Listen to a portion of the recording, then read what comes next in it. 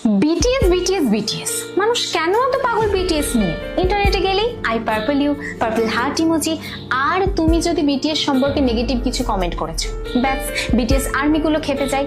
তারপর ভাবলাম এটা নিয়ে একটু জানা দরকার, কেন একটা জেনারেশন শুধুই পাগল একটা মিউজিক ব্যান্ডের জন্য। তারপর ইন্টারনেট ঘেটে আমি বিটিএস সম্পর্কে এমন কিছু ফ্যাক্ট জানলাম সেটা তোমাদেরও জানা দরকার ট্রোল করার আগে। আমরা যদি ভারতের দিকেই তাকাই, তোমরা বিটিএস আর্মিদের ডেডিকেশন দেখলে অবাক হয়ে যাবে। আসামের বন্যা হোক বা কোনো ন্যাশনাল ক্রাইসিস, এই ফ্যানরাই বিটিএস এর নামে লাখ লাখ টাকার ফান্ড রেজ করে ফেলেছিল। কেউ আবার বিটিএস মেম্বারদের নামে নক্ষত্র কিনছে, কেউ আবার বিটিএস মেম্বারের জন্মদিনে মুম্বাইয়ে কোটি কোটি টাকা খরচা করে বিলবোর্ড দিচ্ছে। আমাদের দেশে কোরিয়ান ল্যাঙ্গুয়েজ শেখার একটা ইকোনমি তৈরি হয়েছে, আর এই জেনজি গুলো মশলা জাতীয় আনহেলদি ফুড ছেড়ে র্যামেন খাচ্ছে শুধুমাত্র একটা ব্যান্ডের জন্য। তাদের ইনফ্লুয়েন্স ঠিক কতটা পাওয়ারফুল একটা উদাহরণ দিলেই বুঝতে পারবে।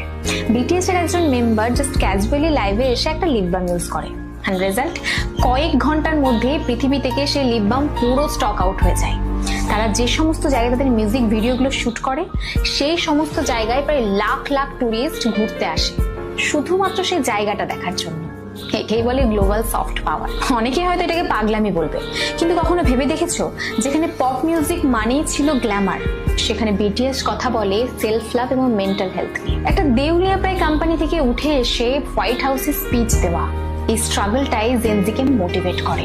তারা তাদের ফ্যানদের বা আর্মিদের সাথে এমন একটা রিলেশনশিপ তৈরি করেছে যেটা বর্তমানের লোনলি জেনারেশনের কাছে বিশাল বড় একটা সাপোর্ট সিস্টেম। আসলে আমি বুঝি না আমাদের দেশে কেন তাদেরকে নিয়ে সস্তা জোকস এবং ট্রোল করা হয়, কারণ কঠোর